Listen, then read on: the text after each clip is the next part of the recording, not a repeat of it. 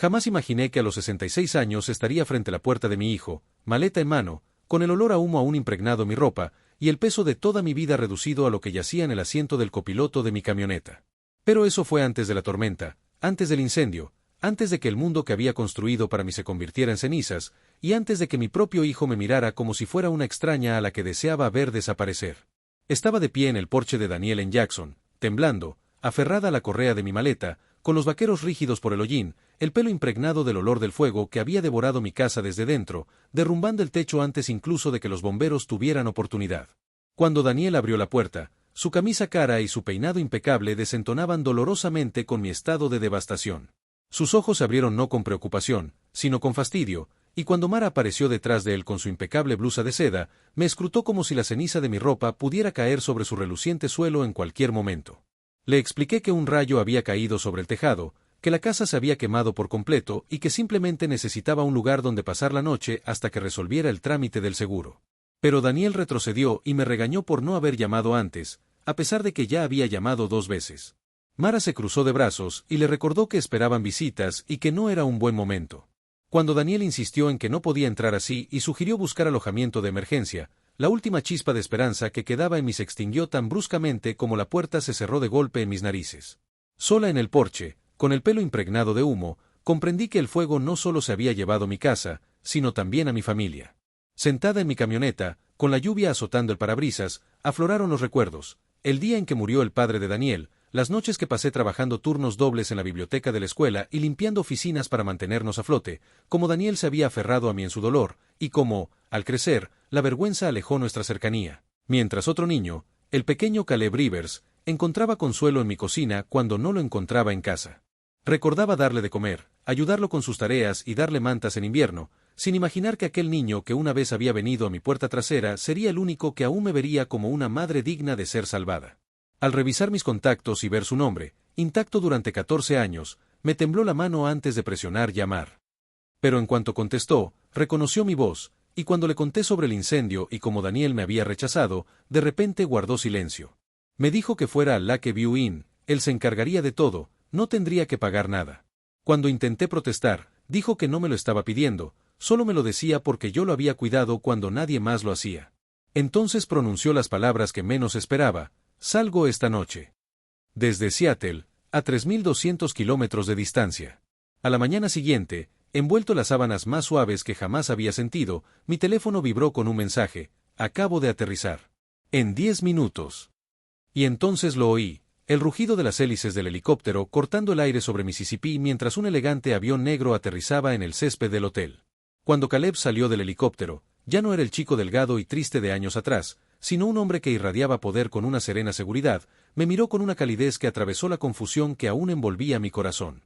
Me abrazó con ternura, me dijo que no estaba solo y, sin dudarlo, me llevó directamente al barrio de Daniel. Se congregó una multitud mientras las hélices del helicóptero giraban tras nosotros. Los vecinos grabaron a Caleb enfrentándose con calma a Daniel. Su voz era firme mientras se interponía entre el hijo que me había excluido y yo, diciéndole que tenía que entender lo que había hecho.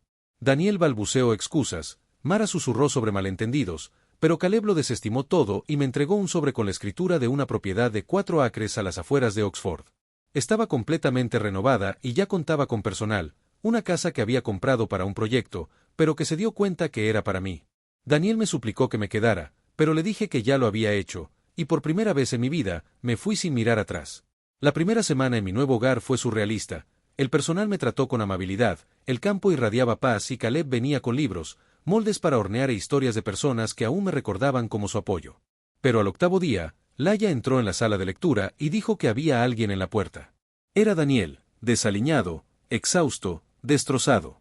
Confesó sus celos hacia Caleb, su temor de que yo lo hubiera reemplazado, y luego algo aún peor. Mara se había referido a mi casa como un páramo desolado y más de una vez había insinuado que un incendio no sería tan malo, aunque él insistía en que nunca había estado de acuerdo. La verdad me golpeó como un mazazo. Cuando me preguntó si podía volver a casa, le dije que la sanación era posible, pero no allí, no hasta que aprendiera a ser un hijo y no alguien que solo llama cuando necesita algo. Más tarde, cuando le conté a Caleb lo que Daniel había dicho, apretó la mandíbula, y en cuestión de días contrató a investigadores para que examinaran los restos de mi casa. Su informe confirmó mis temores. El incendio presentaba indicios de acelerante y no se había comportado como un rayo natural. La intervención humana lo sugería fuertemente. Pero en lugar de ira, sentí una extraña y silenciosa aceptación y le dije a Caleb que no quería presentar cargos, solo distancia permanente, de aquellos que me deseaban el mal. En los meses siguientes, la vida se hizo más fácil. Comencé a dar clases a adolescentes en un centro comunitario, ayudándoles a ganar confianza en la lectura y el estudio. Vi en ellos rasgos de Caleb y Daniel. Caleb me presentaba con orgullo en eventos benéficos como la mujer que había cambiado su vida.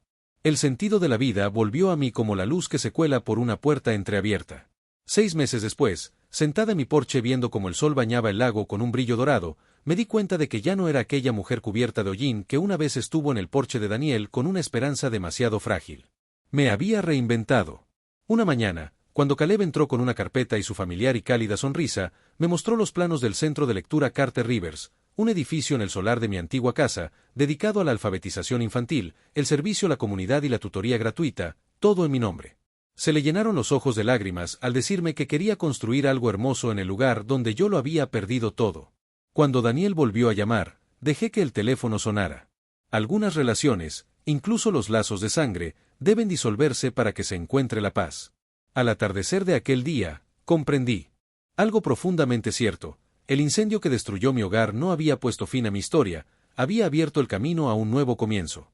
La familia no se define por lazos de sangre, sino por aquellos que están ahí cuando el mundo arde.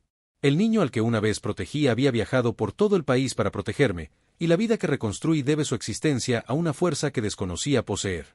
Cuando escuches mi historia, dime desde dónde la estás viendo, porque si alguna vez has perdido algo que creías irreemplazable, recuerda esto: a veces las cenizas no son el final. A veces son el comienzo.